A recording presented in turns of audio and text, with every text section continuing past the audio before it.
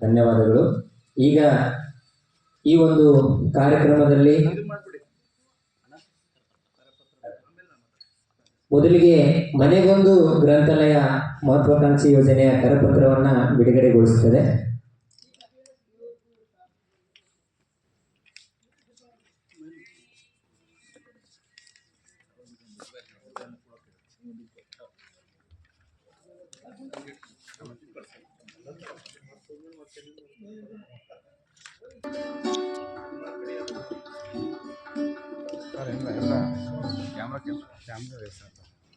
ಕನ್ನಡ ಪುಸ್ತಕ ಪ್ರಾಧಿಕಾರದ ಮಹತ್ವಾಕಾಂಕ್ಷಿ ಯೋಜನೆಯ ಮನೆಗೊಂದು ಗ್ರಂಥಾಲಯದ ನಿಮಿತ್ತ ಆಗಮಿಸಿರುವಂತಹ ಡಾಕ್ಟರ್ ಮಾನಸ ಸರ್ ಅವರು ಕಾರ್ಯಕ್ರಮದ ಉದ್ಘಾಟನೆ ನಿಮಿತ್ತ ಅವರು ಮಾತುಗಳನ್ನು ಆಡಬೇಕಂತ ನೆನೆಸ್ಕೊಳ್ತೀವಿ.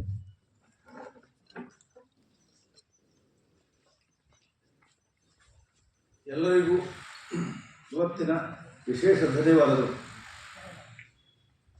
ನಮ್ಮ ಈ ಕಾರ್ಯಕ್ರಮದ ಅಧ್ಯಕ್ಷ ಸ್ಥಾನವನ್ನು ಅಲಂಕರಿಸಿರುವ ನಮ್ಮೆಲ್ಲರ ಪ್ರೀತಿಯ ಬೀದರ್ ಜಿಲ್ಲಾ ಕನ್ನಡ ಸಾಹಿತ್ಯ ಪರಿಷತ್ತಿನ ಅಧ್ಯಕ್ಷರು ಆದಂತಹ ಸುರೇಶ್ ಚಂದ್ರಶೆಟ್ಟಿ ಅವರೇ, ಹಾಗೆಯೇ ಮುಖ್ಯ ಅತಿಥಿಗಳಾಗಿ ಆಗಮಿಸಿರುವ ನಮ್ಮ ಬಹುಕಾಲದ ಮಿತ್ರರಾದಂತಹ ಗಡಿನಾಡು ಪ್ರಾಧಿಕಾರದ ಸದಸ್ಯರೂ ಆದಂತಹ ಡಾಕ್ಟರ್ ಸಂಜೀವ್ ಕುಮಾರ್ ಅತಿವಾಡಿ ಅವರೇ, ಹಾಗೆಯೇ ಕನ್ನಡ ಮತ್ತು ಸಂಸ್ಕೃತಿ ಇಲಾಖೆಯ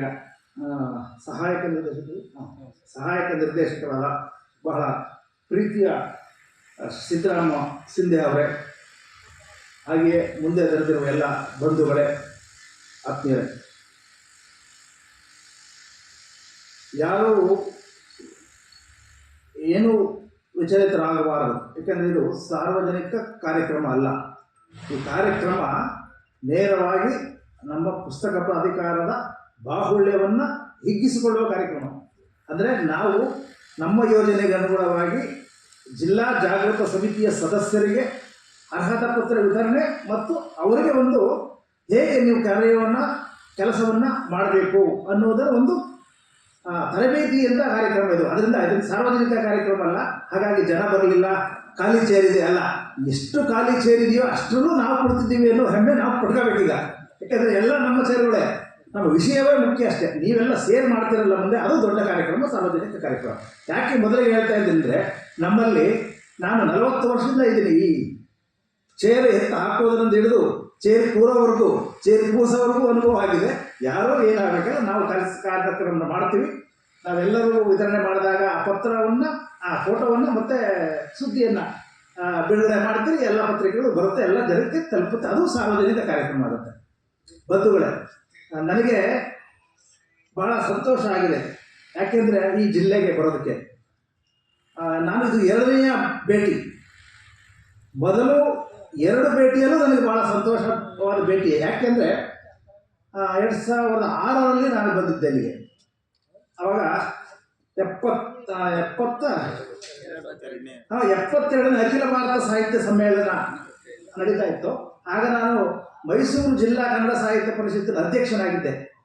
ಅದು ಸುಮಾರು 19 ವರ್ಷ ಹಿಂದೆ ಮೈಸೂರು ಜಿಲ್ಲಾ ಕನ್ನಡ ಸಾಹಿತ್ಯ ಪರಿಷತ್ತಿನ ಅಧ್ಯಕ್ಷನಾಗಿ ಈ ಬೀದರ್ ಎಂಬ ಇದೊಂದು ಗಂಡು ಭೂಮಿ, ಇದೊಂದು ಒಂದು ಪುಣ್ಯ ಭೂಮಿನೇ ಇದು. ಯಾಕಂದರೆ ಏನೇನೋ ಇತಿಹಾಸ ಇದರಲ್ಲಿದೆ.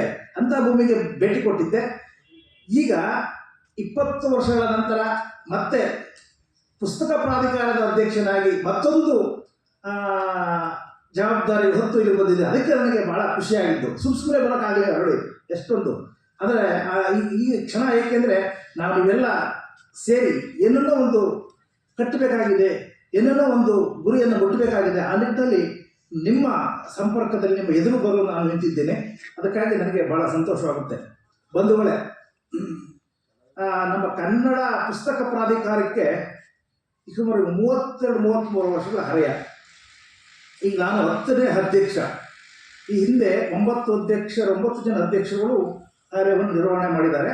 ಮೊಟ್ಟ ಮೊದಲ ಅಧ್ಯಕ್ಷರು ನಮ್ಮ ಎಲ್ಲರ ಪ್ರೀತಿಯ LS ಶೇಷಗಿರಿರಾವ್ ಅವರ ಅಧ್ಯಕ್ಷತೆಯಲ್ಲಿ ಅಸ್ತಿತ್ವಕ್ಕೆ ಬಂತು. ಈ ಹಿಂದಿನ 9 ಜನ ಅಧ್ಯಕ್ಷರುಗಳು ಕೂಡ ಅವರದೇ ಆದ ಪ್ರೀತಿಯಿಂದ, ಅವರದೇ ಆದ ಕಳಕಳಿಯಿಂದ, ಕನಸಿನಿಂದ ನಮ್ಮ ಪ್ರಾಧಿಕಾರವನ್ನು ಕಟ್ಕೊಂಡು ಬಂದಿದ್ದಾರೆ, ಪುಸ್ತಕ ಪ್ರಾಧಿಕಾರವನ್ನು.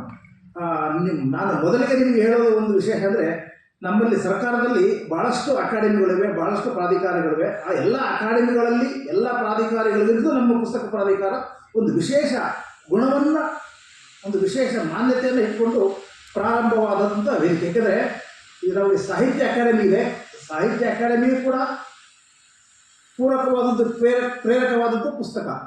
ಲಲಿತಕಲಾ ಅಕಾಡೆಮಿ ಇದೆ, ಸಂಗೀತ ಅಕಾಡೆಮಿ ಇದೆ, ನೃತ್ಯ ಅಕಾಡೆಮಿ, ಎಲ್ಲದಕ್ಕೂ ಕೂಡ ತಳಹದಿ ಪುಸ್ತಕ ಅನ್ನೋದು. ಹಾಗಾಗಿ ಆ ತಳಹದಿಯ ಅರಿವಿನ ಮೂಲ ಅದು ತಳಹದಿ ಪುಸ್ತಕ ಅಂದರೆ. ಪುಸ್ತಕ ಅಂದರೆ ಕೇವಲ ಒಂದಷ್ಟು ಆಳೆಗಳ, ಒಂದಷ್ಟು ಒದಕೆಗಳ ಕಟ್ಟಲ್ಲ, ಅದೊಂದು ಜ್ಞಾನದ ಸಂಕೇತ, ಅದೊಂದು ಅರಿವಿನ ಮುಹೂರ್ತ.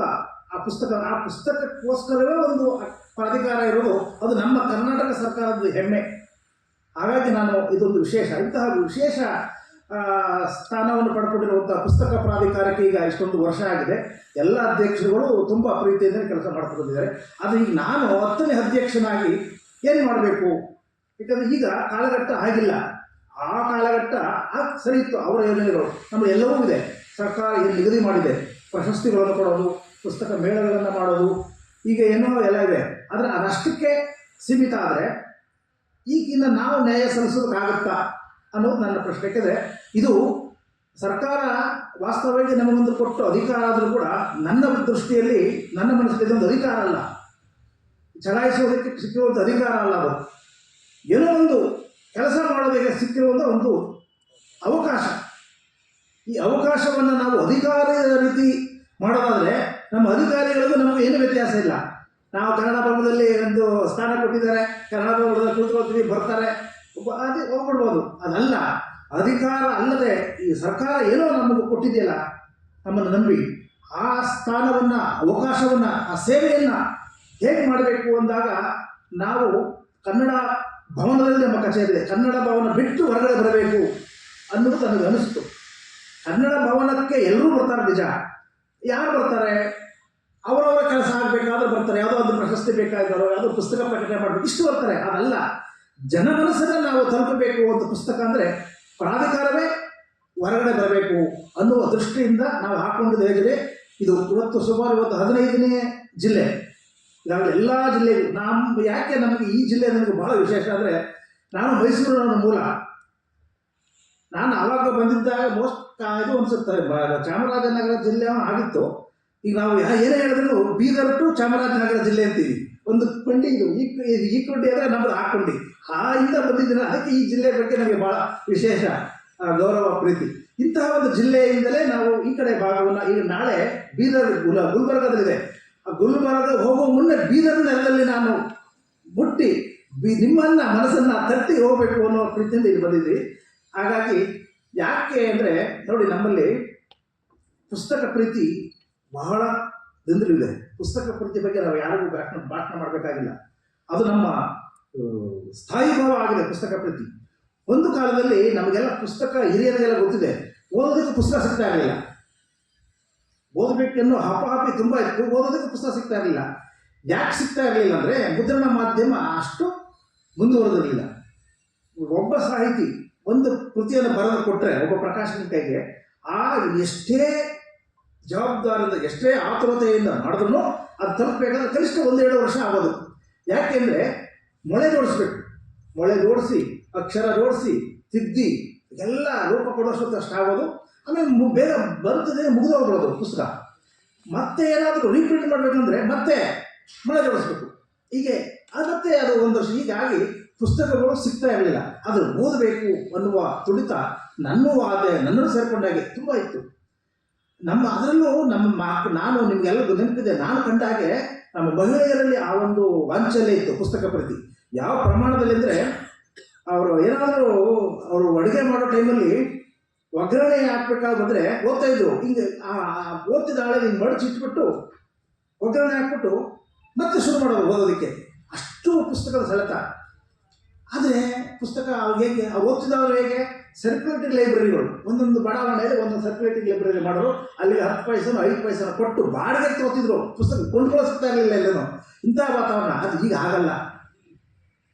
ಎಷ್ಟು ಪ್ರಮಾಣದಲ್ಲಿ ನಮ್ಮ ಪುಸ್ತಕ ಮೀಡಿಯಾ, ಪುಸ್ತಕ ಉದ್ಯಮ, ಪುಸ್ತಕದ ಮಾಧ್ಯಮ ಮುಂದುವರೆದಿದೆ ಅಂದರೆ ಟೆಕ್ನಾಲಜಿ. ಅಮೇರಿಕಾದಲ್ಲಿ ಬಂದಂತಹ ಒಂದು ಅತ್ಯುತ್ತಮ ಕೃತಿ ಒಂದೇ ಒಂದು ತಿಂಗಳಲ್ಲಿ ಅದು ಕನ್ನಡಕ್ಕೆ ಅನುವಾದ ಆಗಿ ಬೀದರ್ಗೆ ಬಂದ್ಬಿಡುತ್ತೆ. ಮನಸ್ಸು ಮಾಡಿದ್ರೆ ನಿಮ್ಮ ಮನೆ ಬಾಗಿಲಿಗೆ ಬಂದ್ಬಿಡುತ್ತದೆ ಆನ್ಲೈನಲ್ಲಿ. ಅಷ್ಟು ತಂತ್ರಜ್ಞಾನ ಪುಸ್ತಕೋದ್ಯಮ ಬೆಳೆದಿದೆ. ಆದರೆ ಅಂತ ಬಂದಂತಹ ಪುಸ್ತಕಗಳನ್ನು ನಾವು ಇಟ್ಕೊಳ್ಳೋದಕ್ಕೆ ನಮ್ಮ ಹಸ್ತದಲ್ಲಿ ಜಾಗ ಇಲ್ಲ. ಆಗ ನಮ್ಮ ಹಸ್ತಗಳು ಖಾಲಿದ್ದೋ ಇಟ್ಕೊಳ್ಳೋದಕ್ಕೆ ಪುಸ್ತಕ ಸಿಗ್ತಾ ಇರಲಿಲ್ಲ. ಈಗ ಪುಸ್ತಕಗಳು ರಾಶಿ ರಾಶಿ ಬರ್ತಾ ಇವೆ ಬೆಟ್ಟದ ರೀತಿಯಲ್ಲಿ. ಆದರೆ ಅದನ್ನು ಇಟ್ಕೊಳ್ಳೋದಕ್ಕೆ ನಮ್ಮ ಹಸ್ತದಲ್ಲಿ ಜಾಗ ಇಲ್ಲ. ಯಾಕೆಂದರೆ ನಮ್ಮ ಹಸ್ತವನ್ನು ನಮ್ಮ ಮೊಬೈಲ್ ಆಕ್ರಮಿಸ್ಕೊಬಿಟ್ಟಿದೆ. ಏನು ಮಾಡೋದು? ಈಗ ನಾನು ಅದು ತಪ್ಪು ಅಂತ ಅನ್ನೋಕ್ಕಾಗಲ್ಲ. ಯಾಕೆಂದರೆ ಟೆಕ್ನಾಲಜಿ ಮುಂದುವರೆದಿದೆ, ಅದು ಅದರದ್ದೇ ಆದ ಸ್ಥಾನವನ್ನು ಮಾಡ್ತಾ ಇದೆ. ಹಾಗಂತ ನಾವು ಸುಮ್ಮನೆ ಕೂತ್ಕೊಳ್ಳೋಕ್ಕಾಗುತ್ತಾ? ಆ ಮೊಬೈಲ್ ಅನ್ನೋ ತಂತ್ರಜ್ಞಾನವನ್ನು ಕೂಡ ನಾವು ಸರಿಯಾದ ರೀತಿಯಲ್ಲಿ ಬಳಸ್ಕೊಂಡ್ರೆ ಅದೊಂದು ಬೆಂಕಿ. ಆ ಬೆಂಕಿಯಲ್ಲಿ ಅದಕ್ಕೇನು ಗೊತ್ತಿಲ್ಲ. ಅದಕ್ಕೆ ಇಟ್ಟರೆ ಕೈ ಸುಡುತ್ತೆ ಮೊಬೈಲ್ ಅನ್ನೋದು. ಹಾಲು ಪಾತ್ರ ಇಟ್ಟರೆ ಹಾಲು ಕಾಯಿಸ್ಕೊಡುತ್ತೆ. ನಮ್ಮ ಮಕ್ಕಳಿಗೆ ಅದನ್ನು ನಾವು ಬಿಡಿ ಅಂತ ಹೇಳ್ತೀವಲ್ಲ, ಖಂಡಿತ ಬಿಡಿಸೋಕ್ಕಾಗಲ್ಲ. ಬಿಡಿ ಆದಷ್ಟು ಅವ್ರ ಮನಸ್ಸಲ್ಲಿ ಇದು ಮಾನವ ಸಹಜ. ಬಿಡಿ ಅನ್ನೋ ಬದಲು ಮೊಬೈಲ್ ಹೇಗೆ ಬಳಸಬೇಕು ಅನ್ನೋದನ್ನು ಒಂದು ಟ್ರೈನಿಂಗ್ ಕೊಟ್ಟರೆ ಭಾಳ ಒಳ್ಳೆಯದೇನೋ ಅಂತ ಅನಿಸುತ್ತೆ. ಯಾಕೆಂದರೆ ಸಹಜ ಅದು ನಮ್ಮ ಮಕ್ಕಳಲ್ಲಿದೆ. ಈಗೆಲ್ಲ ಕೈ ಸುಟ್ಕೊಳ್ಳೋದು ಮೈ ಸುಟ್ಕೊಳ್ಳೋದು ಮಕ್ಕಳೇ ಜಾಸ್ತಿ ಆಗ್ಬಿಟ್ಟಿದ್ದಾರೆ. ಅದಲ್ಲ, ಈ ತಂತ್ರಜ್ಞಾನವನ್ನು ಹಾಲು ಕಾಯಿಸೋದು ಬರಬೇಕು ನೀನು ಅನ್ನೋದನ್ನು ಅರಿವು ಮೂಡಿಸ್ಬೇಕು. ಅಂಥ ಹೊತ್ತಿನಲ್ಲಿ ನಾವು ಮೊಬೈಲನ್ನು ಬಿಡಿ ಅನ್ನೋ ಬದಲು ಹಸ್ತದಲ್ಲಿ ಜಾಗ ಇಲ್ಲ ಅಂತ ನಾವೇನು ಹೆದರಬೇಕಾಗಿಲ್ಲ. ನಮ್ಮ ಮಸ್ತಕದಲ್ಲಿ ಜಾಗ ಇದೆಯಲ್ಲ ಅಲ್ಲಿ ತುಂಬೋಣ. ನಮ್ಮ ಮನೆಯಲ್ಲಿ ಯಾವುದೋ ಒಂದು ಮೂಲೆಯಲ್ಲಿ ಜಾಗ ಇದೆಯಲ್ಲ ಅಲ್ಲೇ ತುಂಬೋಣ ಅನ್ನೋ ಯೋಜನೆ ಮೇಲೆ ನಾವು 2 ಯೋಜನೆಯನ್ನು ಹಾಕ್ಕೊಂಡ್ವಿ. ನಾನು ಅಧ್ಯಕ್ಷ ಆದಮೇಲೆ, ಒಂದು ಅಂಗಳದಲ್ಲಿ ತಿಂಗಳ ಪುಸ್ತಕ ಅಂತ, ಮತ್ತೊಂದು ಮನೆಗೊಂದು ಗ್ರಂಥಾಲಯ ಅಂತ. ಈ ಅಂಗಳದಲ್ಲಿ ತಿಂಗಳ ಪುಸ್ತಕ ಅದರ ಏನು ರೂಪುರೇಷೆ ಅಂದರೆ, ಪ್ರತಿಯೊಂದು ಕಾಲೇಜಿನಲ್ಲಿ ತಿಂಗಳಿಗೆ ಒಂದು ಕೃತಿಯನ್ನು ಆಯ್ಕೆ ಮಾಡ್ಕೊಳ್ಳೋದು, ಒಬ್ಬ ಲೇಖಕರಿಂದ ಆ ಕೃತಿಯ ಬಗ್ಗೆ ಪರಿಚಯ ಮಾಡಿಸೋದು, ಹೇಳೋದು ಆ ಕೃತಿಯ ವೈಶಿಷ್ಟ್ಯದ ಬಗ್ಗೆ ಆ ಕಾಲೇಜು ವಿದ್ಯಾರ್ಥಿಗಳಿಗೆ. ಯಾಕೆಂದರೆ ಅವರೇ ನಮ್ಮ ವಾರಸುದಾರರು. ನಾವು ಇನ್ನಿಷ್ಟೇ ಭಜನೆ ಹೊಡೆದ್ರೂ ನಮ್ಮ ಮುಂದುವರಿಕೆ ಅವರೇನೆ. ನಾವು ಏನೇ ಮಾಡೋದು ಅವರಲ್ಲಿ ನಾವು ಕಟ್ಟಬೇಕು ಬದುಕನ್ನು. ಅವ್ರ ಬದುಕನ್ನು ನಾವು ಕಟ್ಟಿದ್ರೆ ಆ ನಮ್ಮ ಬದುಕಿಗೆ ಒಂದು ಸಾರ್ಥಕತೆ ಲಭ್ಯವಾಗುತ್ತೆ ಅಂತ ಹೇಳ್ಬಿಟ್ಟು ಆ ನಿಟ್ಟಿನಲ್ಲಿ ಭಾಳಷ್ಟು ಕೃತಿಗಳು ಆಡ್ತಾ ಇದ್ದಾವೆ. ಅದು ಕೂಡ 15ನೇ ಕಾರ್ಯಕ್ರಮ.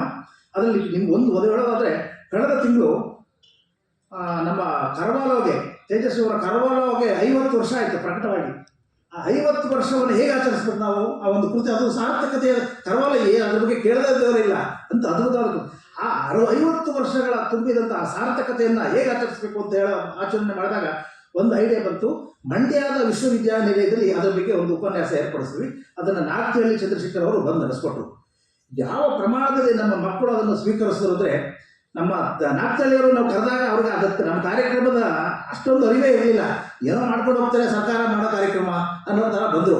ಆದರೆ ಅವರು ಕರವಾಲ ಬಗ್ಗೆ ಮಾತನಾಡಿದ ಮೇಲೆ ಆ ಮಕ್ಕಳು ಅವ್ರ ಬಗ್ಗೆ ಪಾಲ್ಗೊಳ್ಳುವಿಕೆ ನೋಡಿ ಬಹಳ ಖುಷಿ ಪಟ್ಬಿಟ್ರು. ಹೌದು, ಇಂಥ ಕಾರ್ಯಕ್ರಮ ಆಗಬೇಕು, ನಾವು ವೇದಿಕೆಯಲ್ಲಿ ಬರೀ ಭಾಷಣ ಮಾಡ್ಕೊಂಡು ಹೋಗ್ತೀವಿ ಅದಲ್ಲ ಅಂತ ಹೇಳಿದ್ರೆ. ಅದು ಬಂದು ಅಂಗಳದ ತಿಂಗಳ ಪುಸ್ತಕ ಆ ಮಟ್ಟದ್ದು ಯುವ ಜನತೆಗೆ, ಯುವ ಮನಸ್ಸನ್ನು ಗೆಲ್ಲೋದಕ್ಕೆ. ಮತ್ತು ಇದು ಅಷ್ಟಕ್ಕೆ ನಿಲ್ಲಕ್ಕಾಗಲ್ವಲ್ಲ. ಯಾಕಂದರೆ ಮನೆಯಲ್ಲಿ ಪುಸ್ತಕ ಉಳಿಬೇಕಲ್ಲ, ಪುಸ್ತಕ ಸಂಸ್ಕೃತಿ. ಅದಕ್ಕೆ ಮನೆಯಲ್ಲೊಂದು ಮನೆಯ ಅಂತ ಆಯ್ತಲ್ಲ, ಇದು ಮನೆಗೊಂದು ಗ್ರಂಥಾಲಯ.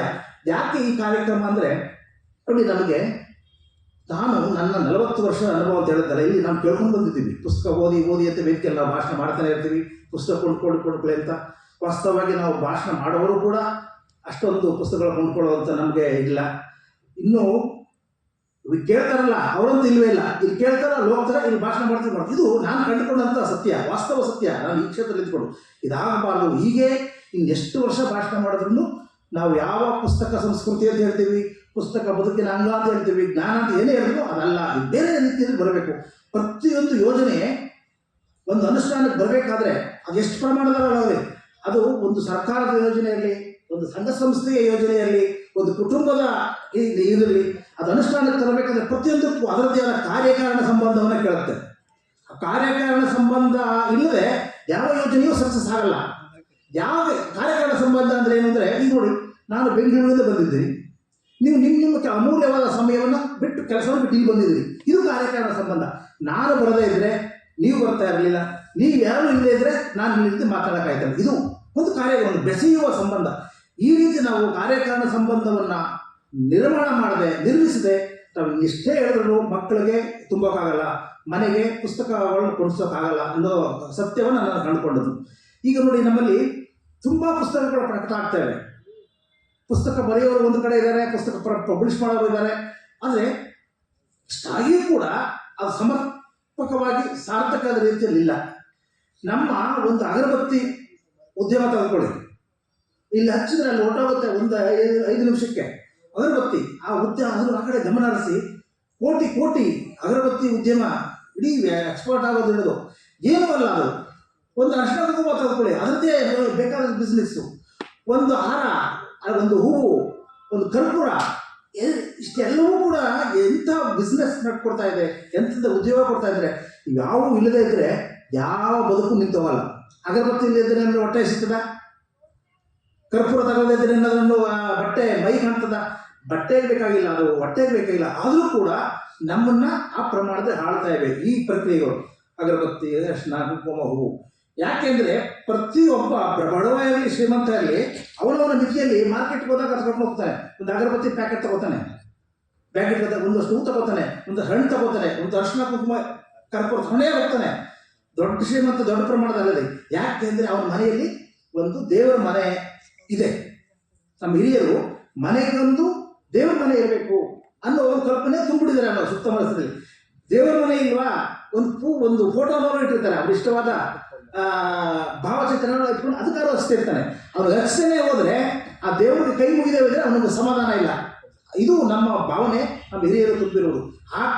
ಅದಿಲ್ಲದೇ ಇದ್ದರೆ ನಮ್ಮ ಮನುಷ್ಯ ಅಗರಬತ್ತಿನೂ ತಗೋತಾ ಇರಲಿಲ್ಲ, ಅರ್ಶಿನ ಕುಂಕುಮ ತಗೋತಾ ಇರಲಿಲ್ಲ, ಏನು ತಗೋತಾ ಇರಲಿಲ್ಲ. ಯಾಕಂದ್ರೆ ಮನುಷ್ಯ ಸ್ವಭಾವ ಆ ಕನೆಕ್ಟ್ ಮಾಡಿರೋದಕ್ಕೆ, ಕಾರ್ಯಕಾರಣ ಸಂಬಂಧವನ್ನು ಬೆಸೆದಿರುವ ಕಾರಣಕ್ಕೆ ಅಡೀ ಉದ್ಯಮ ಕೋಟಿ ನಡೀತಾ ಇದೆ. ಅಷ್ಟು ಜನಕ್ಕೆ ಬದುಕು ಕೊಡ್ತಾ ಇದೆ, ಏನು ನಡೀತಾ ಇದೆಯಲ್ವಾ. ಹೀಗೆ ಒಂದು ನಾವು ಸುಮ್ಮನೆ ಮಾತಾಡೋದು, ಮನೆಗೊಂದು ಗ್ರಂಥಾಲಯ, ಹೇಗೆ ಮನೆಗೊಂದು ದೇವರ ಮನೆ ಇದೆಯೋ ಅದು ಮನೆಗೊಂದು ಗ್ರಂಥಾಲಯವನ್ನು ನಾವು ತುಂಬಿಬಿಡೋಣ, ಕಟ್ಟಿಬಿಡೋಣ, ಅವ್ರ ಮನಸ್ಸಿನ ಆಳಕ್ಕೆ ಬಿಚ್ಚಿಬಿಡೋಣ. ಈಗ ಎಲ್ಲರೂ ಈಗ ನಮ್ಮಲ್ಲಿ ವಯಸ್ಸಾದವ್ರಿಗೆಲ್ಲ ಗೊತ್ತು, ನಾವೆಲ್ಲ 1 ರೂಪಾಯಿ ಕಷ್ಟಪಟ್ಟಿದ್ದೀವಿ. ನಮ್ಗೆ ಅಲ್ವಾ ಸರ್, 10 ರೂಪಾಯಿ ನಮ್ಗೆ ಆಯ್ತಾ ಇರಲಿಲ್ಲ. 10 ರೂಪಾಯಿ ನೋಡ್ಬೇಕಾದ್ರೆ ದೊಡ್ಡ ಮೊತ್ತ ಅದು. ಈಗ ಹಂಗಲ್ಲ, ನಮಗೆ, ನಮ್ಮ ಮಕ್ಕಳಿಗೆ, ನಮ್ಮ ಮೊಮ್ಮಕ್ಕಳಿಗೆ ಲಕ್ಷ ಅನ್ನೋದು ಲೆಕ್ಕಕ್ಕೆ ಇಲ್ಲ. ಅವ್ರಿಗೆ ವೀಕೆಂಡ್ಗೆ ಎಷ್ಟು 1000 ರೂಪಾಯಿ ಖರ್ಚು ಮಾಡಿಬಿಡ್ತಾರೆ. ಎಲ್ಲೆಲ್ಲೋ ಖರ್ಚು ಮಾಡುವಂಥ ದುಡ್ಡನ್ನ ಇಲ್ಲಿ ಖರ್ಚು ಮಾಡಲಿ, ಇಲ್ಲಿ ಎಳಿಬೇಕು, ಸಾರ್ಥಕತೆ ಆಗಬೇಕಲ್ಲ ಅವರ ದುಡ್ಡು ಕೂಡ. ಅದಕ್ಕೋಸ್ಕರ ಈ 1,50,000 ಕೊಟ್ಟು ಒಂದು ಟಿ ವಿ ಇಟ್ಟಿರ್ತಾರೆ ಮನೆಯಲ್ಲಿ. ಆ ಟಿ ವಿ ಮುಂದೆ ಒಂದು ಸಣ್ಣ ಪುಟ್ಟ ಒಂದು ರ್ಯಾಕ್ ನಿಲ್ಲಿಸೋದು, ಅಲ್ಲಿಗೆ ಅವ್ರಿಗೆ ಇಷ್ಟವಾದ ಪುಸ್ತಕಗಳನ್ನು ತೆಗೆಸಿ ಅವರಲ್ಲಿ ಜೋಡಿಸೋದು. ಹೀಗೆ ಮಾಡ್ಕೊಂಡು ಬಂದು ಇದು 1,00,000 ಗ್ರಂಥಾಲಯಗಳ ಯೋಜನೆ. ಅಂದು 1,00,000 ಗ್ರಂಥಾಲಯಗಳನ್ನು ಇಡೀ ಮನೆ ಮುಂದೆ, ಇಡೀ ಕರ್ನಾಟಕದಲ್ಲಿ ಬಿತ್ತಿದರೆ 1,00,000 ಕನಿಷ್ಠ 300 ಪುಸ್ತಕಗಳಿಂದ 500 ಪುಸ್ತಕಗಳು ಅವ್ರ ಕಡೆಯಿಂದ ಖರೀದಿಸಬೇಕು ಅನ್ನೋದು ನಮ್ಮ ಕಲ್ಪನೆ. ಯಾಕೆ ಅಂದರೆ ಕೆಲವರು ಹೇಳಿದ್ರು, ಸರ್ಕಾರ ಅಂದ ತಕ್ಷಣ ಏನು ಮಾಡ್ತಾರೆ, ಬಿಟ್ಟಿ ಕೊಟ್ಬಿಡ್ತಾರೆ, ರ್ಯಾಕ್ ಕೊಟ್ಬಿಡ್ತಾರೆ, ಪುಸ್ತಕ ಕೊಟ್ಬಿಡ್ತಾರೆ ಅಂತ. ರ್ಯಾಕ್ ಕೊಡೋದಾದರೆ ನಮ್ಮ ಪ್ರಾಧಿಕಾರ, ಪುಸ್ತಕ ಕೊಡೋದಾದರೆ ನಮ್ಮ ಪ್ರಾಧಿಕಾರ. ನಾನು ಬೀದರಿಗೆ ಬರೋ ಅಗತ್ಯವಿಲ್ಲ, ನಮ್ಮ ಕಚೇರಿಗೆ ಬಂದು ನಿಂತ್ಕೊಡ್ತಾರೆ. ಯಾಕೆಂದರೆ ಅದಲ್ಲ ಸಹಜ, ಅದು ಬಿಟ್ಟಿ ಕೊಡ್ತಾರಿಲ್ಲ. ಅದಲ್ಲ, ಪುಸ್ತಕ ಪ್ರೀತಿಯನ್ನು ಅವರ ಮನೆಯಲ್ಲಿ ಹುಟ್ಟಿಸ್ಬೇಕು, ಅವರ ಮನೆಯಲ್ಲಿ ಉಳಿಸಬೇಕು ಅಂತ ಹೇಳ್ಬಿಟ್ಟು ಇಲ್ಲಿ ಬಂದಿರೋದು. ಈಗ 1,00,000 ಯೋಜನೆ ನಮ್ಮ ಮನೆ ತಲುಪಬೇಕು ಅಂತಿರೋದು. ಈಗ 1,00,000 ಇಂಟು ಕನಿಷ್ಠ ಲೆಕ್ಕ ಮಾಡ್ಕೊಳ್ಳಿ, 500 ಪುಸ್ತಕ. ಈಗಾಗಲೇ ನಾನು ಯೋಜನೆಯಲ್ಲಿ 2,000 ಪುಸ್ತಕ ತಗೊಂಡೋಗಿದ್ದಾರೆ ಬಹಳ ಪ್ರೀತಿಯಿಂದ. ಅದು ನನಗೆ ಭಾಳ ಖುಷಿ ಕೊಟ್ಟೋದು. 2,000 ಬೇಡ, 1,000, ಕನಿಷ್ಠ 500 ಪುಸ್ತಕ ಅಥವಾ 300 ಪುಸ್ತಕ ಇಟ್ಕೊಳ್ಳಿ. 500 ಪುಸ್ತಕ ಇಂಟು 1,00,000, 5 ಕೋಟಿ ಪುಸ್ತಕ ಬೇಕು. 5 ಕೋಟಿ ಪುಸ್ತಕಕ್ಕೆ ಎಲ್ಲಿಂದ ಅವ್ರಿಗೆ ಸಿಗಬೇಕಾದ್ರೆ ಅವ್ರಿಗೆ ಎಲ್ಲಿ ಸಿಗಬೇಕು? ಯಾವುದಾದ್ರು ಒಂದು ಅಂಗಡಿಗೆ ಹೋಗ್ಬೇಕು. ಅವ್ರು ಬೀದರ್ಲಿರೋ ಅಂಗಡಿನೋ, ಬೆಂಗಳೂರಿರೋ ಅಂಗಡಿನೋ, ಬೆಳಗಾವಿಲಿರೋ ಅಂಗಡಿನೋ, ಮೈಸೂರು, ಎಲ್ಲ ಒಂದು ಕಡೆ ಅಂಗಡಿಗೆ ಹೋಗಬೇಕು. ಆ ಅಂಗಡಿಗೆ ಹೋಗಿ ಪುಸ್ತಕ ಕೇಳಿದ್ರೆ ಅವ್ನು ಇಷ್ಟವಾದ ಪುಸ್ತಕ, ನಮ್ಮದು ಇದರಲ್ಲಿ ಬಲವಂತ ಇಲ್ಲ, ಒತ್ತಡ ಇಲ್ಲ. ಅವ್ರ ಕವಿಯ ಇಷ್ಟವಾದಂಥ ಪುಸ್ತಕ, ಅವ್ರ ಕಥೆನೋ, ಕಾದಂಬರಿನೋ, ನಾಟಕನೋ, ಕಾವ್ಯವೋ, ತೇಜಸ್ವಿನೋ, ಕುವೆಂಪುನೋ, ರವಿ ಬೆಳಗೆರೆನೋ, ಜಯಂತಿ ಕಾಯ್ಕಿಡಿ, ಯಾವುದೋ ಅವ್ರ ಇಷ್ಟವಾದ ಪುಸ್ತಕ ಅವ್ರು ಹೋಗ್ಬೇಕು ಅಂದ್ರೆ ಅಂಗಡಿಗೆ, ಅವ್ರ ಅಂಗಡಿಯನ್ನು ಕೊಡಬೇಕು ಅಂದರೆ ಅಂಗಡಿ ಪುಸ್ತಕ ಸಿಗಬೇಕಲ್ವಾ? ಎಲ್ಲಿಂದ ಸಿಗಬೇಕು? ಅವನಿಗೆ ಪಬ್ಲಿಷರ್ಗೆ ಬರಬೇಕು. ಅಂಗಡಿಯವನಿಗೆ ವ್ಯಾಪಾರ ಕೇಳೋಕೆ ಆ ಅಂಗಡಿಯವನು ಕೇಳ್ತಾನೆ ಅಂತ ಪಬ್ಲಿಷರ್ಗೆ ಒಂದು ಪ್ರಕಟಣೆ ಮಾಡೋದಕ್ಕೆ ಉತ್ಸಾಹ ಬಂತು. ಆನಂತರ ಪ್ರಕಾಶಕ ನನ್ನ ಪುಸ್ತಕಕ್ಕೆ ಇಷ್ಟು ಬೆಲೆ ಇದೆ, ನಾನು ಪಬ್ಲಿಷ್ ಮಾಡಬಹುದು, ಖರ್ಚಾಗುತ್ತೆ ಅನ್ನೋ ಧೈರ್ಯ ಬಂದ ತಕ್ಷಣ ನಮ್ಮ ಲೇಖಕರ ಹತ್ರ ಬರಬೇಕು. ಆ ಜಿಲ್ಲೆ ಲೇಖಕರು ಈಗಿನ ವಾಸ್ತವವಾಗಿ ಹೇಳ್ತೀನಿ, ಯಾವ ಪ್ರಕಾಶಕರು ಯಾವ ಲೇಖಕರು ರಾಯಲ್ಟಿ ಕೊಡ್ತಾ ಇಲ್ಲ ಸರಿಯಾಗಿ. ಅದು ಭೈರಪ್ಪನವ್ರವ್ರಿಗೆ ಇಂಥವ್ರು ಕೊಡ್ಬೋದು, ಅಷ್ಟು ಬಿಟ್ಟರೆ ಅನಿವಾರ್ಯ ಕೊಡೋಲ್ಲ. ಯಾಕೆಂದರೆ ಅವನಿಗೆ ಪುಸ್ತಕಗಳನ್ನ ಪ್ರಕಟಣೆ ಮಾಡಿದ್ಮೇಲೆ ನಾನು ಹಾಕಿದ ಬಂಡವಾಳ ಬರುತ್ತೋ ಇರೋ ಅನ್ನೋ ಅನುಮಾನ ಅವ್ರಿಗೆ. ಇನ್ನೇನು ಕೊಡ್ತಾರೆ? ಹಂಗಾಗಬಾರ್ದು ಅಂದರೆ ನಮಗೆ ಅದ್ರ ಲೇಖಕರಿಗೆ ಸಿಗ್ತಾ ಒಂದಷ್ಟು ರಾಯಲ್ಟಿ ಸಿಗ್ತಾ, ಗೌರವ ಸಿಗ್ತಾ. ಆ ನಂತರ ಅದು ಎಲ್ಲಿಂದ ಬರಬೇಕು? ಯಾವುದೋ ಒಂದು ಪ್ರಿಂಟಿಂಗ್ ಪ್ರೆಸ್ಸಲ್ಲಿ ಮುದ್ರಣ ಆಗಬೇಕು. ಆ ಪ್ರಿಂಟಿಂಗ್ ಪ್ರೆಸ್ನವ್ರಿಗೆ ಕೆಲಸ ಸಿಗ್ತಾ, ಆ DTP ಅವ್ರಿಗೆ ಕೆಲಸ ಸಿಗ್ತಾ, ಬೈಟಿಂಗ್ ಅವ್ರಿಗೆ ಕೆಲಸ ಸಿಗ್ತಾ. ಇಡೀ ಟೋಟಲಿ ಒಂದು ಪ್ರಕ್ರಿಯೆ ಇದು. ಹೇಗೆ ಒಂದು ಅಗರಬತ್ತಿ ಒಂದು ಸಣ್ಣ ಒಂದು ಕ್ಷಣದಲ್ಲಿ ಉರಿದು ಹೊರಟೋಗುವಂಥ ಅಗರಬತ್ತಿ ಎಷ್ಟು ಜನರಿಗೆ ಉದ್ಯೋಗ ಕೊಟ್ಟಿದೆಯೋ, ಎಷ್ಟು ಬದುಕುಗಳಿಗೆ ಗಟ್ಟಿ ಕೊಟ್ಟಿದೆ. ಅದು ಇಡೀ ನಮ್ಮದು ಹಂಗಲ್ಲ. ನಮ್ಮದು ಜ್ಞಾನದ ಮೂಲ, ಬದುಕಿನ ತಳಪಾಯ ನಮ್ಮ ಪುಸ್ತಕ ಅಂದರೆ ನಾನು ಹೇಳಿದ್ರಲ್ಲ ಬದಲಾಗಿ, ಅದು ಬೇವರ ಹಾಳೆಗಳ ಕಟ್ಟಲ್ಲ, ಅರಿವಿನ ಮೂಲ. ಅದು ನಮ್ಮ ಬದುಕನ್ನು ಕೊಡುವಂತಹ ಆ ಅರಿವು ಅನ್ನುವಂಥ ಆ ಪುಸ್ತಕಕ್ಕೆ ಆ ಮಾನ್ಯತೆ ಬರಬೇಕು ಅಂದರೆ ನಾವು ವ್ಯವಸ್ಥಿತವಾಗಿ ರೂಪಿಸಬೇಕು. ನಾವು ಇಲ್ಲಿಯವರೆಗೂ ಮಾಡಿಲ್ಲ, ಯಾರನ್ನು ದೂಷಣೆ ಮಾಡೋದು ಬೇಡ. ಈಗ ನಾವು ಮಾಡೋಣ. ಯಾಕೆ ನಾವು ಮಾಡೋಣ ಅಂತಂದರೆ, ನಮಗೆ ಹೋದ ಕೂಡಲೇ ನಮಗೆ ಅತ್ಯಾದ ನಮ್ಮೆಲ್ಲ ಸ್ವಾಗತಿಸ್ಬಿಡ್ತಾರೆ ಅನ್ನೋ ಕಲ್ಪನೆ ನನಗಿಲ್ಲ, ಭ್ರಮೆಯಿಲ್ಲ. ಯಾಕೆಂದರೆ ಈ ಟೈಮಲ್ಲಿ ಕೂಡ ನನಗೆ ನೆನಪಾಗೋದು ನಮ್ಮ ದೇವನೂರು ಮಹಾದೇವರ ಒಂದು ಮಾತು, ಎದೆಗೆ ಬಿದ್ದ ಅಕ್ಷರ ಭೂಮಿಗೆ ಬಿದ್ದ ಬೀಜ ಇವತ್ತೆಲ್ಲ ನಾಳೆ ಇಂದಲ್ಲ ನಾಳೆ ಫಲ ಕೊಟ್ಟೇ ಕೊಡುತ್ತೆ ಅನ್ನುವ ಆ ನಂಬಿಕೆಯಲ್ಲಿ ನಾನು ವಿಶ್ವಾಸವಿಟ್ಟಿರೋನು. ನಮ್ಮ ಪ್ರಯತ್ನಕ್ಕೆ ಎಷ್ಟು ಜನ ಬರ್ತೀವಿ, ಎಷ್ಟು ಪ್ರಯತ್ನ ಬಂದೇ ಬರುತ್ತೆ. 10, 11 ಆಗುತ್ತೆ. ಯಾಕೆಂದರೆ ಒಳ್ಳೆಯ ಕೆಲಸಗಳೆಲ್ಲ ಹಿಂಗೆ ಶುರುವಾಗೋದು, ಕೆಟ್ಟ ಕೆಲಸ ಬೇಗ ಆಗಿಬಿಡುತ್ತೆ. ಅದಕ್ಕೆ ಯಾರು ಬೇಕು? ಒಬ್ಬರು ಸಾಕು. ಒಳ್ಳೆ ಕೆಲಸ ಮಾಡಬೇಕಂದ್ರೆ ಒಬ್ಬರಿಗೆ ಸಾಲೋದಿಲ್ಲ, ಎಲ್ಲರೂ ಬೇಕು. ಆ ಕಾರಣಕ್ಕೋಸ್ಕರವೇ ನಾನು ಜಿಲ್ಲೆಗೆ 10 ಜನ, ಒಂದಷ್ಟು ಜನ ಮೆಂಬರ್ಸ್ನ ಮಾಡಿಕೊಟ್ಟಿರೋದು. ಈಗ ನಾವು ಪ್ರಾಧಿಕಾರದಲ್ಲಿ ಕೇವಲ 5 ಜನ, ನಾವು 5 ಜನ ಇಡೀ ರಾಜ್ಯ ಸುತ್ತಕ್ಕಾಗತ್ತಾ? ಆಗಲ್ಲ. ಅದಕ್ಕೋಸ್ಕರವಾಗಿಯೇ ಜಿಲ್ಲೆಗೆ ಒಂದು 10 ಜನ ಇದು ಜಾಗೃತಿ ಸಮಿತಿ ಸದಸ್ಯರಂತ ಮಾಡಿ ಅವರು ನಮ್ಮ ಜೊತೆಗೆ ತೆಗೆದುಕೊಂಡು ಅವ್ರಿಗೆ ಪುಸ್ತಕ ಪ್ರೀತಿಯ ಬಗ್ಗೆ ಒಂದು ಅರಿವನ್ನು ಮೂಡಿಸಿ ಅವ್ರ ಕೈಯಿಂದ ಪುಸ್ತಕನ ಮನೆ ತಲುಪಿಸ್ಬೇಕು. ಹೇಗೆ ತಲುಪಿಸ್ಬೇಕು ಅಂದರೆ, ಇದು ಯಾಕೆ ಬೇಕು ಅಂದರೆ, ಈಗ ಏನಲ್ಲ, ನೀವು ಹೋಗ್ತೀರಿ ಒಂದೊಂದು ಮನೆಗೆ ಇಡೀ ನಾಳೆ ಈ ಥರ ಗ್ರಂಥಾಲಯ ಮಾಡ್ಕೊಂಡಿರೋ ನಾವು ಒಂದಷ್ಟು ಜನ ಇದ್ದೀವಿ. ನಾವು ಯಾರು ಹೇಳಬೇಕಾಗಿಲ್ಲ, ಪ್ರತಿಯೊಬ್ಬರು ಮಾಡಿರ್ತೀವಿ. ಆದರೆ ನಾವೆಲ್ಲರೂ ಅಲ್ಪಸಂಖ್ಯಾತರು. ನಾವು ಹೀಗೆ ನಮ್ಗೆ ನಾವೇ ಹೆಮ್ಮೆ ಪಟ್ಕೊಂಡು ನಮ್ಮಲ್ಲಿದೆ ಅಂತಂದರೆ, ಈಗ ನಾವು ಅಲ್ಪಸಂಖ್ಯಾತರು ಇದ್ದೀವಲ್ಲ, ಇದು ಮುಂದೊಂದು ದಿವಸ 0 ಸಂಖ್ಯಾತರಾಗ್ಬಿಡ್ತೀವಿ ನಾವು. ಯಾಕೆಂದರೆ ನಮ್ಮ ಮಕ್ಕಳು ಮುಟ್ಟಲ್ಲ, ನಮ್ಮ ಮೊಮ್ಮಕ್ಕಳು ಮುಟ್ಟೋಕೆ ಅದಕ್ಕಿಲ್ಲ. ನಾವು ಮೂದ ತಕ್ಷಣ ನಾವೇನು ಕಾಲ ತಕ್ಷಣ ಅವ್ರು ಎಷ್ಟು ಬಿಡ್ರೆ ಆ ವಾತಾವರಣ ಹಂಗಾಗಬಾರ್ದು. ಅಲ್ಪಸಂಖ್ಯಾತರಿರುವ ನಾವು ಈ ಅಲ್ಪಸಂಖ್ಯಾತರು ಇದ್ದಾಗಲೇ ನಮ್ಮ ಬಾಹುಳ್ಯವನ್ನು ಹಿಗ್ಗಿಸ್ಕೊಳ್ಬೇಕು ಅನ್ನೋದು ನನ್ನ ಕಲ್ಪನೆ. ಅದಕ್ಕೆ ಕಾರಣ ಇಷ್ಟೇ, ಮನೆಗೊಂದು ಗ್ರಂಥಾಲಯ, ಆ ಜಾಗೃತಿ ಸಮಿತಿ ಸದಸ್ಯ, ಆ 10 ಜನ ಸಮಿತಿ ನಾವು ನೇಮಕ ಮಾಡ್ತೀವಲ್ಲ, ಅವ್ರ ಕೆಲಸ ಏನು ಅಂದರೆ, ಅವ್ರ ಗ್ರಂಥಾಲಯವನ್ನು ಜಾಗೃತಿ ಉನ್ನತೀಕರಿಸಿಕೊಳ್ಳೋ ಜೊತೆಗೆ ಆಸಕ್ತರಿರ್ತಾರಲ್ಲ ಅವ್ರ ಮನೆಗೆ ಹೋಗೋದು. ಈ ಥರ ಒಂದು ಪುಸ್ತಕ ಇದೆ, ಈ ಥರ ಒಂದು ಇದೆ, ಈ ಒಂದು ಯೋಜನೆ ಇದೆ, ಅವರಲ್ಲಿ ಏನೆಲ್ಲ ಮಾಡಿರ್ತಾರೆ, ಲಕ್ಷ ಫರ್ನಿಚರ್ ತಂದಿರ್ತಾರೆ. ಅವ್ರು ಹೇಳಬೇಕು, ನಾನು ಆಗಿದ್ದೀನಿ ಈಗಾಗಲೇ. ಆ ಒಂದು ಮನೆಯ ಸಂಸ್ಕೃತಿಯನ್ನು ಹೆಚ್ಚಿಸೋದು ಅವರ ಲಕ್ಷ ಫರ್ನಿಚರ್ ಅಲ್ಲ, ಕೇವಲ ಒಂದು 50,000 60,000 ಪುಸ್ತಕಗಳು ಮಾತ್ರ. ಆ ಅರಿವನ್ನು ಅವರು ಮೂಡಿಸ್ಬೇಕು. ನಿಮ್ಮ ನೋಡಿ, ಇವತ್ತು ಯಾರೋ ಒಂದು 5 ಲಕ್ಷದ ಫರ್ನಿಚರ್ ತಂದಿರ್ತಾರೆ ಅಂತ ತಿಳ್ಕೊಳ್ಳಿ. 5 ಲಕ್ಷ ಫರ್ನಿಚರ್ ಇವರು ಅವ್ರು ತಂದು ಹೆಮ್ಮೆ ಪಟ್ಟರೆ ಬಂದು ನೋಡ್ಕೊಂಡು ಹೋಗಿರ್ತಾರೆ. ಅವರು ನಾಳೆ 10 ಲಕ್ಷ ತಂದುಬಿಡ್ತಾರೆ. ಯಾರು ದುಡ್ಡು ಕೊಡ್ತಾ ಇಲ್ಲ. ಆ ಬಿದೈತಿ ಇವ್ರದ್ದು 5 ಲಕ್ಷ ಅಷ್ಟೇ, ಅವ್ರಿಗೆ ಬಿದೈತು. ಮತ್ತೆ ಶುರುವಾಗುತ್ತೆ ಇವರಲ್ಲಿ, ಅಯ್ಯೋ ನನಗೆ ಅಂತ ಫರ್ನಿಚರ್ ತರಕಾಲಿಲ್ಲ ಅಂತ ಅಂದ್ಬಿಟ್ಟಲ್ಲ ಅಂತ. ಆದರೆ ಬಿಟ್ಟು 1 ಲಕ್ಷ ಅಥವಾ ಒಂದು 50,000 ಆಗಿ ಒಂದು ಒಳ್ಳೆಯ ಅದ್ಭುತವಾದ ಒಂದು ಗ್ರಂಥಾಲಯವನ್ನು ಮಾಡಿದ್ರೆ ಅದು ಅಲ್ಲಿಂದ ಶುರುವಾಗುತ್ತೆ ಅವರ ಬದುಕಿನ ಸಂಸ್ಕೃತಿ, ಅವರ ಕುಟುಂಬಕ್ಕೆ ಬೆಲೆ. ಈಗ ನಾವು ಎಲ್ಲೆಲ್ಲ ನಿಂತು ವಾಟ್ಸಪ್ ತಗೊಳ್ತೀವಿ, ಆದ ಬೀದಿಯರೆಲ್ಲ ನಿಂತ್ಕೊಂಡು ಎಷ್ಟೋ ಜನ ಅದಕ್ಕೆ ಸತ್ತೋಗಿರೋದು ನೋಡಿದ್ವಿ. ಅದಕ್ಕೆ ನಾವು ಹೇಳಬೇಕು, ನಮ್ಮ ಸದಸ್ಯರು ಎಲ್ಲೆಲ್ಲೋ ನಿಂತ್ಕೊಂಡು ವಾಟ್ಸಪ್ ತೆಗೆದುಕೊಂಡು ಅನಾಹುತ ಮಾಡ್ಕೊಳ್ಳೋದಲ್ಲ. ನಿಮ್ಮ ಮನೆಗೆ ನಿಮ್ಮ ಇಷ್ಟವಾದ ಪುಸ್ತಕವನ್ನು, ಈಗ ಕುವೆಂಪು ಜಯಂತಿ, ಒಂದು ಮನೆಗಳಲ್ಲಿ ಮದುವೆಗಳನ್ನ ಪುಸ್ತಕಗಳನ್ನ ತಂದುಕೊಂಡು ಅದನ್ನು ನಿಮ್ಮ ಲೈಬ್ರರಿ ಮುಂದೆ ನಿಂತ್ಕೊಂಡು ವಾಟ್ಸಪ್ ತಗೊಂಡು ಹಾಕೊಳ್ಳಿ ನಿಮ್ಮ ಗ್ರೂಪ್ಗೆ. ನೋಡಿ ಅವಾಗ ನಿಮ್ಮ ಬೆಲೆಯನ್ನು. ಯಾರು ನೀವು ಅರ್ಜಿ ಹಾಕಬೇಕಾಗಿಲ್ಲ, ನನಗೆ ಗೌರವ ಕೊಡಲಿ ಅಂತ ಜನ ಕೊಡ್ತಾರೆ. ಯಾಕಂದರೆ ಪುಸ್ತಕಕ್ಕೆ ಪ್ರೀತಿ ಇದೆ, ಯಾವತ್ತೂ ಕೂಡ ಪುಸ್ತಕ ಹೇಳ್ತಿದೆ. ಆಮೇಲೆ ಕೆಲವರು ಹೇಳ್ತಾರೆ, ನಮ್ಮ ಈ ಧಾವಂತದ ಬದುಕಿಂದ ಎಲ್ಲರೂ ಇದೆ ನಮಗೆ ಸಮಯ ಅಂತ. ಅದಕ್ಕೆ ನೀವು ಹೇಳಬೇಕು, ಸಮಯ ಇಲ್ಲ, ನಿಜ, ಯಾವುದಕ್ಕೂ ಸಮಯ ಇಲ್ಲ. ಆದರೆ ಹಾಗಂತ ಇವತ್ತು ಬೆಳಗ್ಗೆ ತಂದ ಪುಸ್ತಕವನ್ನು ಸಂಜೆನೇ ಓದಿ ಮುಗಿಸ್ಬೇಕು ಅನ್ನೋ ಕಾನೂನು ಇಲ್ಲ. ಯಾಕೆ ನಾವು ಓದ್ತಾ ಇದ್ರೆ ಅದು ಕೆಟ್ಟೋಗುತ್ತೆ, ಅದು ಹಣ್ಣು ತರಕಾರಿ ಅಲ್ಲ. ನಿಮ್ಮ ಕೆಲಸ ಪುಸ್ತಕಗಳನ್ನು ತಂದು ಪುಸ್ತಕಗಳನ್ನು ಜೋಡಿಸಿ, ಆಮೇಲೆ ಆ ಪುಸ್ತಕ ತಾನೇ ಓದಿಸ್ಕೊಳ್ಳುತ್ತೆ. ಆ ಪುಸ್ತಕಕ್ಕೆ ಆ ಒಂದು ಆಯಸ್ಕಾಂತಿಯ ಶಕ್ತಿ ಹೇಗೆ, ಒಂದು ಆಯಸ್ಕಾಂತಿ ಎಷ್ಟು ದೊಡ್ಡದಾಗುತ್ತೋ, ಎಷ್ಟು ಕಬ್ಬಿಣ ಎಳ್ಕೊಳುತ್ತೋ, ಆ ಪುಸ್ತಕಕ್ಕೆ ಆ ಶಕ್ತಿ ಇದೆ, ಎಳ್ಕೊಳುತ್ತೆ. ನೋಡಿ, ನಿಮ್ಮಲ್ಲಿ ನಾನು ಹೇಳೋ ಒಂದು ಅತಿ ವಾಸ್ತವವಾಗಿ ಹೇಳ್ತೀನಿ, ನಮ್ಮಲ್ಲಿ ಹೇಗೆ ಅಂದರೆ ಪುಸ್ತಕ ಪ್ರೀತಿ ಹೇಗಿದೆ ಜನಕ್ಕೆ ಪುಸ್ತಕದ ಬಗ್ಗೆ ಅಂದರೆ, ನಾವು ನಡ್ಕೊಂಡು ಹೋಗ್ತಾ ಇರ್ತೀವಿ, ನಮ್ಮ ಕಾಲಿಗೆ ಏನೋ ಸಿಕ್ಬಿಡುತ್ತೆ, ಆದರೆ ನಮಗೆ ಅಷ್ಟು ಫೀಲ್ ಆಗಲ್ಲ. ಹೊಟ್ಟೋಗ್ಬಿಡ್ತೀವಿ ನಾವು. ಆದರೆ ಒಂದು ಸಣ್ಣ ಮಗ್ಗಿ ಪುಸ್ತಕ ನಮಗೆ ಕಾಲ ಸಿಕ್ಕಿದ್ರು ಸಾಕು, ತುಳಿದು ಬಿಟ್ರೆ ನಮ್ಮ ಮೈ ಬೆವತೋಗ್ಬಿಡುತ್ತೆ. ಹೀಗೆ ಮತ್ತೆ ಬಂದು ಅದಕ್ಕೆ ನಮಸ್ಕಾರ ಮಾಡ್ಕೊಂಡು ಹೋಗ್ತೀವಿ. ನಮ್ಮ ಪುಸ್ತಕದಲ್ಲಿ ಇಷ್ಟೊಂದು ಪ್ರೀತಿ ಇದೆ, ಇಷ್ಟೊಂದು ಭಕ್ತಿ ಇದೆ. ಅದು ಅಷ್ಟು ಕೇವಲ ಅನುಷ್ಠಾನ ತರಬೇಕು ಅಂದರೆ ಇದು ಬರಬೇಕು. ಅವರ ಮನೆಯಲ್ಲಿ ಒಂದು ಗ್ರಂಥಾಲಯ ಅನ್ನುವ ಬೀಜವನ್ನು ಬಿತ್ತಿ ಆ ಗ್ರಂಥಾಲಯದ ಮಹತ್ವವನ್ನು ನಾವು ತುಂಬಿಬಿಟ್ರೆ ಅವ್ನು ಎಲ್ಲೋದ್ರೂ ಅವನ ಮನಸ್ಸು ಬರುತ್ತೆ. ಹೇಗೆ ಸಂತೆಗೆ ಹೋದ ತಕ್ಷಣ ಅಗರಬತ್ತಿ ತಗೋಬೇಕು ಅಂತ ಪುಸ್ತಕ ಮೇಳ ನೋಡಿದ ತಕ್ಷಣ ನನ್ನ ಮನೆಯಲ್ಲಿ ಪುಸ್ತಕ ಇದೆ, ಪುಸ್ತಕ ತಗೋಬೇಕು. ನಾವು ಇಷ್ಟವಾದ ಪುಸ್ತಕವನ್ನು ತೆಗೆದುಕೊಂಡು ಹಾಗೆ ಮಹಾರಾಷ್ಟ್ರದಲ್ಲಿ ಆಗಿದೆ. ಇವತ್ತು ನಾನು ಮಹಾರಾಷ್ಟ್ರದಲ್ಲಿ ಸ್ಟಡಿ ಮಾಡಿದ್ದೀನಿ. ಒಂದು ಫ್ಯಾಮಿಲಿ ಅವ್ರು ಬರೋ ಸಂಬಳದಲ್ಲಿ ನನ್ನ ಫಿಲಮ್ ನೋಡೋದಕ್ಕೆ ಇಷ್ಟು ದುಡ್ಡು, ಯಾರ್ದೋ ಸಮಾರಂಭಕ್ಕೆ ಹೋದರೆ ಅದಕ್ಕೆ ಇಷ್ಟು ದುಡ್ಡು, ಮಕ್ಕಳ ಎಜುಕೇಷನ್ ಬಟ್ಟೆ ತರೋದಕ್ಕೆ ಇಷ್ಟು ದುಡ್ಡು, ಕೊನೆಗೆ ಈ ತಿಂಗಳ ಪುಸ್ತಕಕ್ಕೆ ಇಷ್ಟು ದುಡ್ಡು ಅಂತ ಇಟ್ಟಿರ್ತಾರೆ. ಅವ್ರು ಹುಡುಕೊಂಡು ಹೋಗ್ತಾರೆ. ಅದು ಮಹಾರಾಷ್ಟ್ರದಲ್ಲಿದೆ, ನಮ್ಮ ಕರ್ನಾಟಕದಲ್ಲಿಲ್ಲ. ವಿದೇಶದಲ್ಲಿದೆ, ನಮ್ಮ ಇದು ಭಾರತದಲ್ಲಿ ಆ ಮಟ್ಟದಿಲ್ಲ. ವಿದೇಶದಲ್ಲಿ ಯಾವ ಮಟ್ಟಕ್ಕಿದೆ ಅಂದರೆ ಒಂದು ಸಣ್ಣ ಅನುಭವ ಹೇಳ್ತೀನಿ. ನಮಗೆ ಬೂಕರ್ ಅವಾರ್ಡ್ ಬಂತು, ಎದೆಯ ಹಣತೆ, ಹಾರ್ಟ್ ಲ್ಯಾಂಪ್. ಅದು ಬಂದಾಗ ನಮ್ಮ madam Banu Mushtaq madam airport ಬಂದರು. ಅವರನ್ನು ಕರ್ಕೊಂಡ್ಬರೋ ಜವಾಬ್ದಾರಿ ನನಗೆ ವಹಿಸಿದ್ರು. ನಮ್ಮ ಕಾರಲ್ಲಿ ಕರ್ಕೊಂಡು ಬಂದ್ವಿ. ಅವ್ರು ಬಂದರು. ಬರ್ತಾ ಅವರ ಅನುಭವವನ್ನು ಹಂಚ್ಕೊಂಡ್ರು. ನಿಜಕ್ಕೂ ಎಂಥ ವಿಸ್ಮಯ, ಅವರೇ ನಂಬಕ್ಕಾಗಲಿಲ್ಲ. ಅವರ ಕೃತಿಗೆ ಬಂತಲ್ಲ ಅವಾರ್ಡು. ಬಂದಾಗ ಒಂದು ಸಮಾರಂಭ ಏರ್ಪಡಿಸಿದ್ರಂತೆ.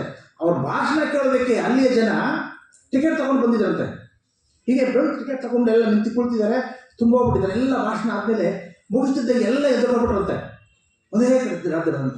ಅವಾಗ ಇವ್ರಿಗೆ ಗಾಬರಿ ಆಗ್ಬಿಡ್ತಂತೆ. ನಮ್ಮ ಭಾರತೀಯ ಮನಸ್ಸಲ್ವಾ, ತಕ್ಷಣವೇ ವಿಜಯಲಕ್ಷ್ಮಿ ಇದ್ದೀನಿ, ನನ್ನ ಮಾತು ಇಷ್ಟ ಆಗಲಿಲ್ವಲ್ಲ ಇವ್ರಿಗೆ, ಅದಕ್ಕೆ ಹೊಟ್ಟೋಗ್ಬಿಟ್ರಲ್ಲ ಎಲ್ಲ ಅಂತ. ಆಮೇಲೆ ಗೊತ್ತಾಯ್ತಂತೆ, ಎದ್ದು ಓದೋ ಜನ ಇಲ್ಲಿ ಪ್ರಕಾಶಕ ಪುಸ್ತಕ ಇಟ್ಕೊಂಡಿದ್ದಲ್ಲ, ಅಲ್ಲಿ ತಗೊಂಡು ಬಂದು ಎಲ್ಲ ಸಹಿ ತಗೋತಾ ಇರುತ್ತೆ. ಯಾರು ಒಬ್ಬರಿಬ್ಬರು ಕೇಳರಂತೆ, 3 ಜನ 3 ಪುಸ್ತಕ 2 ಪುಸ್ತಕ. ಒಬ್ಬರು ಹೇಳಪ್ಪ ನೀನು ಒಬ್ಬ 2 ತಗೊಂಡಿದ್ದೀರಿ ಯಾಕೆ ಅಂತ ಕೇಳಿದ್ರೆ, 2 ಪುಸ್ತಕ ಯಾಕೆ ತಗೋತಿದ್ದ? ಇದು ನನಗೊಂದು